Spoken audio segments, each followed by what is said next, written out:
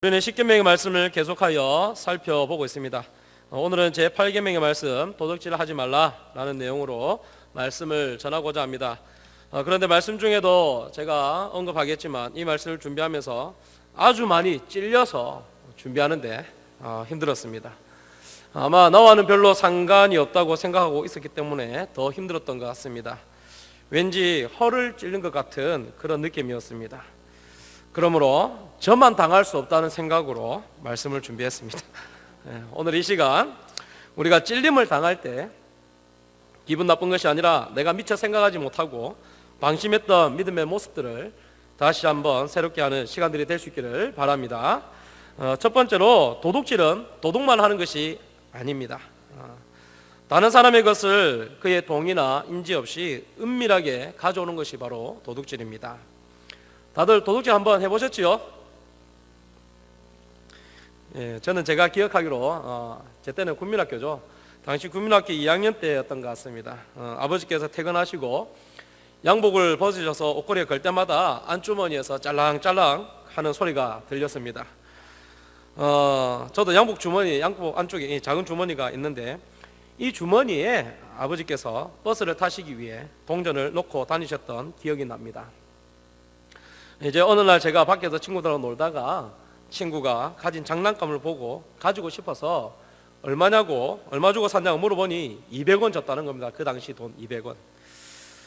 저는 그 장난감이 갖고는 싶은데 어머니께 말씀드려서 사달라고 하면 절대 안 사줄 걸 아니까 아예 말도 못하고, 그런데 친구가 가진 장난감은 너무나 갖고 싶고, 그래서 제가 생각한 게 아버지 양복 주머니에는 분명히 200원이 넘게 있을 거라는 확신을 가지고 몰래 200원을 빼서 장난감을 사러 갔습니다.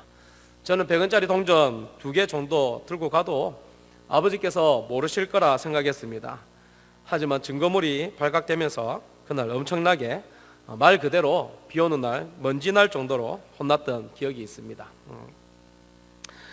이처럼 도둑질은 남의 것을 몰래 은밀하게 가져오는 것입니다.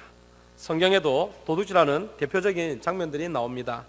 여호수아 7장 11절 말씀을 보면 이스라엘이 범죄하여 내가 그들에게 명령한 나의 언약을 어겼으니 또한 그들이 온전히 바친 물건을 가져가고 도둑질하며 속이고 그것을 그들의 물건들 가운데에 두었느니라.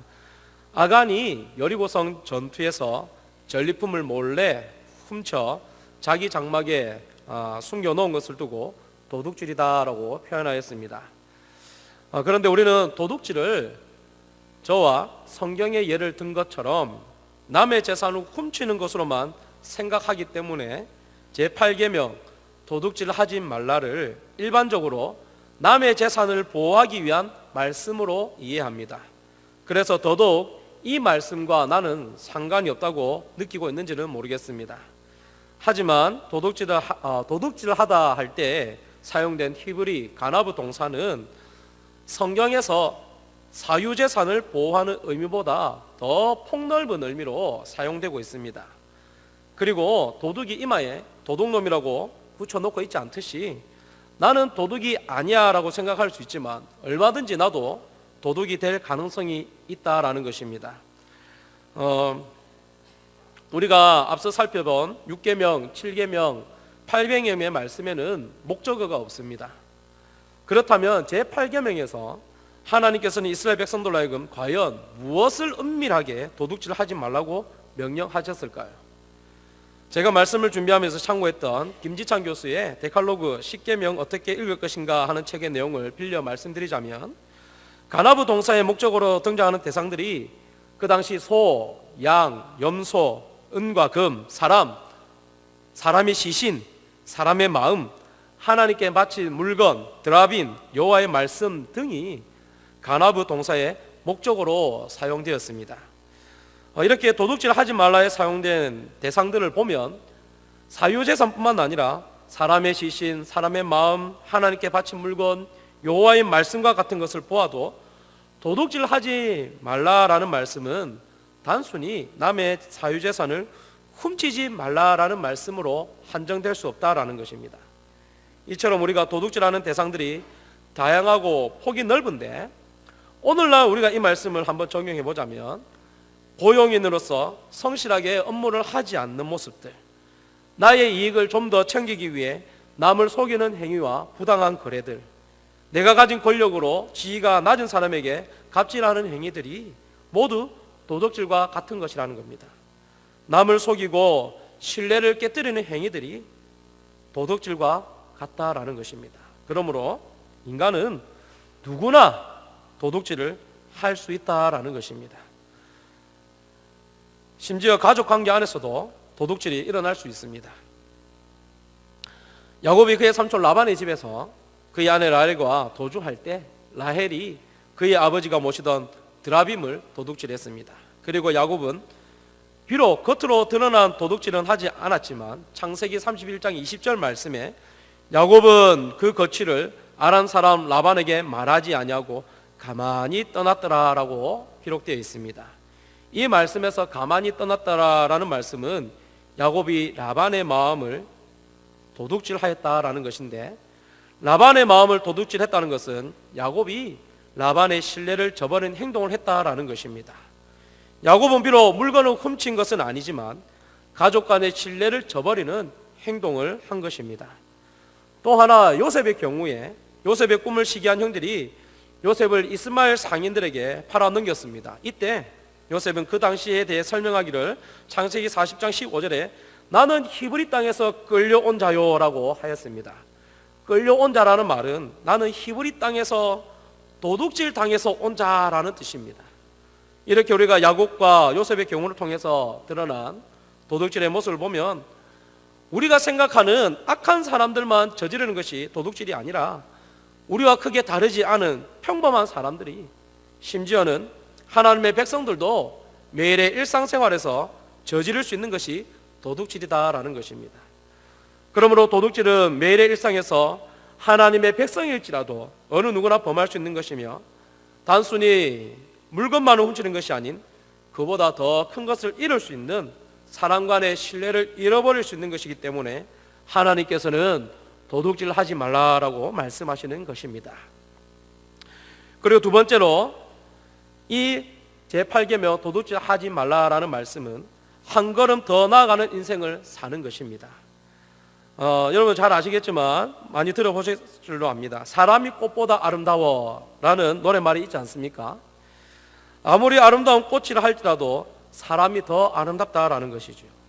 오늘 제8계명의 말씀도 사람을 존중히 여기는 하나님의 마음이 담긴 말씀과 같습니다. 물론 죄지은 자를 무조건 용서하자는 뜻이 아닙니다. 그러나 분명한 것은 이 당시 고대 근동의 문화와 비교해보면 하나님께서는 그 당시의 문화와 달리 사람을 보호하시려는 마음을 볼 수 있다라는 거죠. 예를 들어 메소포타미아에서는 절도범이 갚을 것이 없으면 죽임을 당해야 됐습니다. 그러나 이스라엘에서는 종으로 팔릴지언정 죽이지는 않았습니다. 화면에 말씀이 나오겠지만 해돋은 후에는 피 흘린 죄가 있으리라. 도둑은 반드시 배상할 것이나 배상할 것이 없으면 그 몸을 팔아 그 도둑질한 것을 배상할 것이요. 그리고 절도죄가 드러나 보상이나 배상을 해야 할 경우에도 고대 근동의 문화에서는 10배 혹은 심지어 30배를 갚도록 했지만 성경은 이보다 훨씬 낮아 2배, 5배 또는 최대 7배까지만 배상하면 되었습니다. 뿐만 아니라 빌린 것을 갚지 못하였을 때라도 이스라엘은 그 형제가 다시는 빚 때문에 종으로 전락하는 것을 방지하기 위해서 돈을 구워줄 때 무이자로 빌려줄 것을 하나님은 말씀하셨습니다. 더 나아가서 하나님의 말씀은 빚이 6년이 지나거나 7년째 되는 해에는 면제할 것을 요구하고 있습니다. 다 같이 신명기 15장 1절에서부터 3절 그리고 9절 말씀을 화면을 보시고 함께 읽겠습니다. 시작. 매 7년 끝에는 면제하라. 면제의 규례는 이러하니라. 그의 이웃에게 구워준 모든 체주는 그것을 면제하고 그의 이웃에게나 그 형제에게 독촉하지 말지니 이는 여호와를 위하여 면제를 선포하였음이라. 이방인에게는 내가 독촉하려니와 내 형제에게 구워진 것은 내 손에서 면제하라. 삼가 너는 마음에 악한 생각을 품지 말라. 곧 이르기를 일곱째 해 면제년이 가까이 왔다 하고 내 궁핍한 형제를 악한 눈으로 바라보며 아무것도 주지 아니하면 그가 너를 여호와께 호소하리니 그것이 이게 죄가 되리라. 이처럼 하나님께서 도둑질하지 말라는 말씀은 사람들의 사유재산을 보호하는 데서 보호하는 것을 우선으로 두지 아니하시고, 비록 도둑질하였을지라도 도둑질한 그 사람이 그 잘못으로 인해 매장당하는 것이 아니라 다시 회복될 수 있도록 물질보다 사람을 더 중요하게 여기는데 목적이 있음을 알 수 있습니다. 그리고 고대 근동의 문화와 하나님의 말씀의 법의 차이가 나는데, 당연히 우리는 세상의 문화와 방법이 아닌 하나님의 말씀을 따를 수 있어야 할 것입니다. 고대의 가난한 사람들은 다른 사람으로부터 가공된 곡식을 살 수 없었습니다. 그래서 날마다 곡식을 직접 맷돌로 갈아야 됐는데, 그래서 맷돌을 전당 잡히면 음식을 해먹을 수 있는 수단을 잃게 되는 것입니다. 그렇게 되면 어떻게 되겠습니까? 그것은 곧 하나님께서 보시기에 이는 곧 생명을 전당 잡히는 것으로 보시고, 절대로 맷돌은 전당 잡지 못하도록 엄히 금지하셨습니다. 이것은 옷의 규정과도 비슷합니다. 고대 근동에서 옷은 한밤중에 추위를 막아주는 필수품이었습니다. 그렇기 때문에 옷을 전당 잡았을 때에는 반드시 해가 지기 전에 돌려주도록 규정한 것입니다. 그러나 세상은 다릅니다.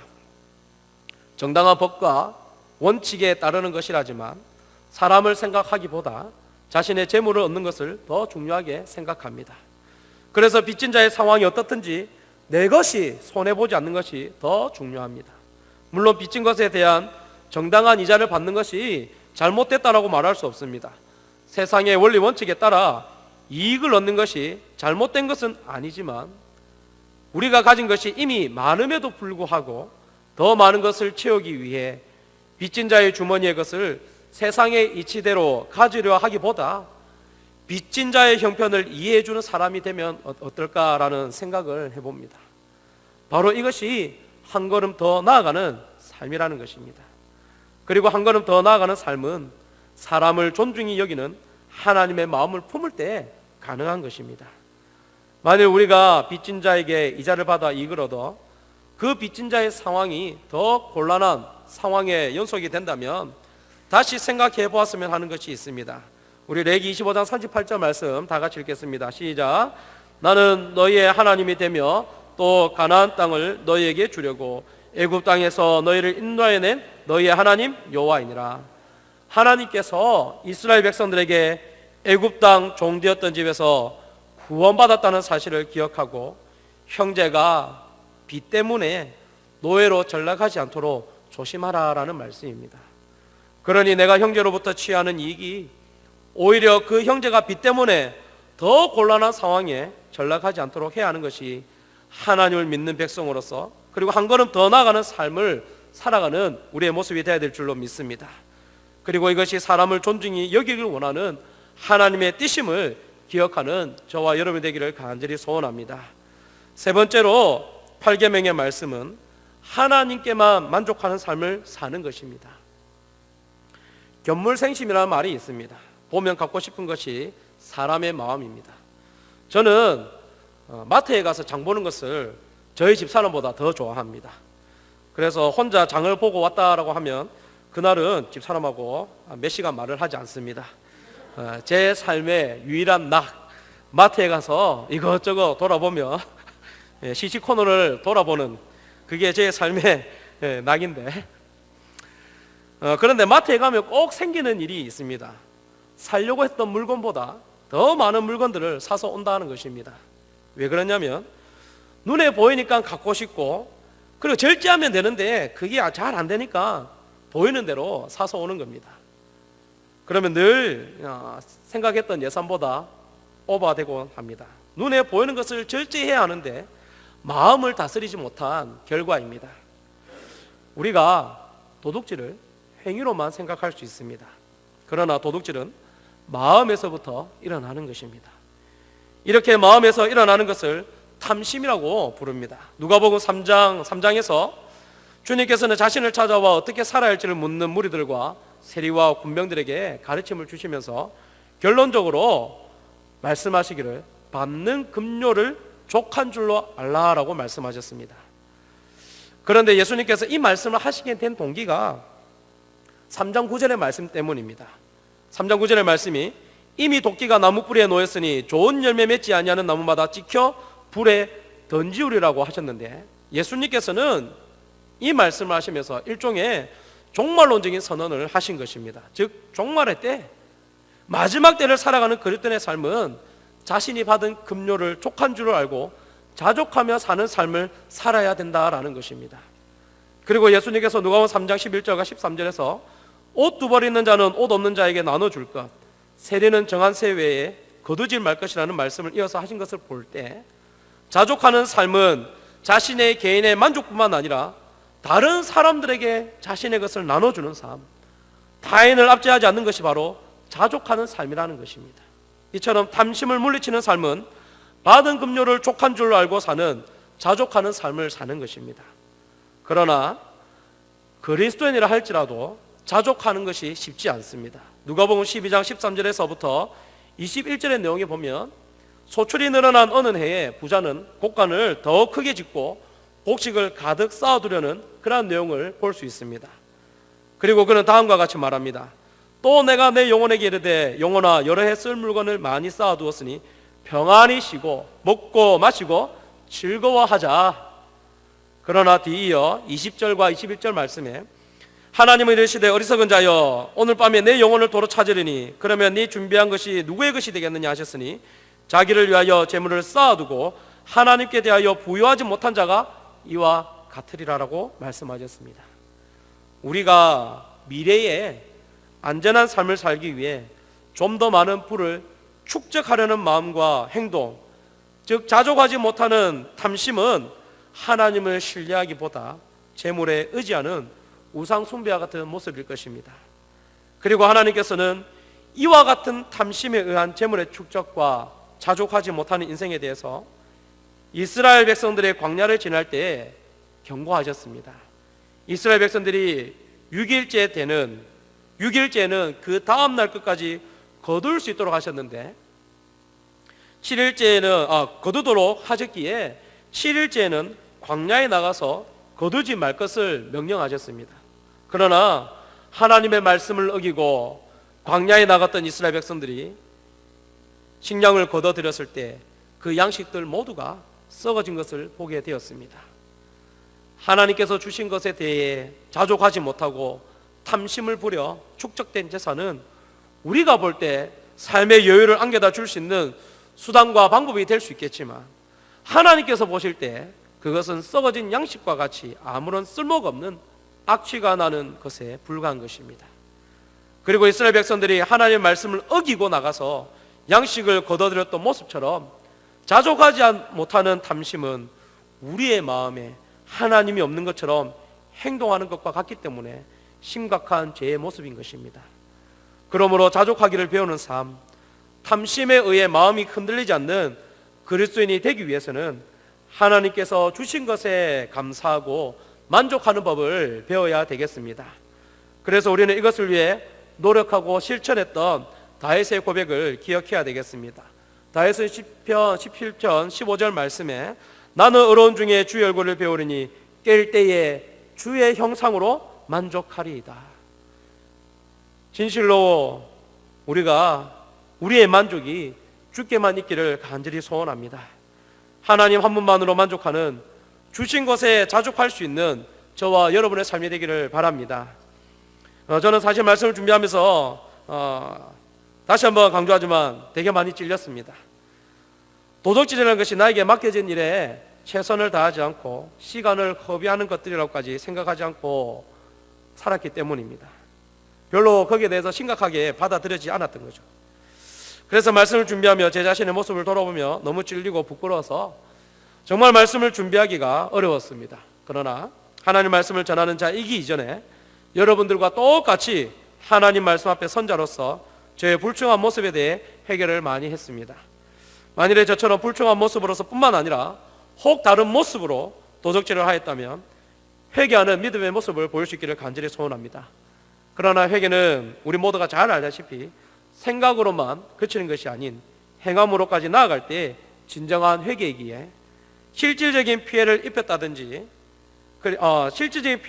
입혔다든지 하였다면 체면이 상할 수도 있겠지만 진심으로 피해자에게 용서를 구하며 손해를 준 것에 대해 보상할 수 있는 모습으로까지 나아가는 용기 있는 저와 여러분이 되기를 간절히 소원합니다. 또한 하나님께서 제8계명의 말씀을 주셨을 때는 이웃을 보호하기 위한 말씀으로 주신 것을 깨달아 내가 가진 것으로 연약한 자들에게 도움이 될 수 있는 삶을 살아가기를 바랍니다. 복음을 전하는 것은 말뿐만 아니라 우리의 마음이 담긴 행동이 함께할 때 복음의 문이 활짝 열리게 될 것입니다. 에베소서 4장 28절 말씀을 다 같이 읽겠습니다. 시작. 도둑질하는 자는 다시 도둑질하지 말고 돌이켜 가난한 자에게 구제할 수 있도록 자기 손으로 수고하여 선한 일을 하라. 아멘. 우리 모두가 도둑질하는 도둑이 아닌 힘써 수고한 것으로 가난한 자들을 위해 섬기는 선한 일을 실천해 나가는 모든 성도들이 될 수 있기를 바랍니다. 이제 말씀을 맺겠습니다. 사랑하는 성도 여러분, 우리도 다를 것 없는 연약한 존재들입니다. 그러나 하나님께서는 그리스도인으로서 연약한 존재로 머물러 있는 것이 아니라 다른 사람들과 별반 다를 것 없는 모습으로 살아갈 것을 원치 않으시고 한 걸음 더 앞선 인생을 살라고 명하십니다.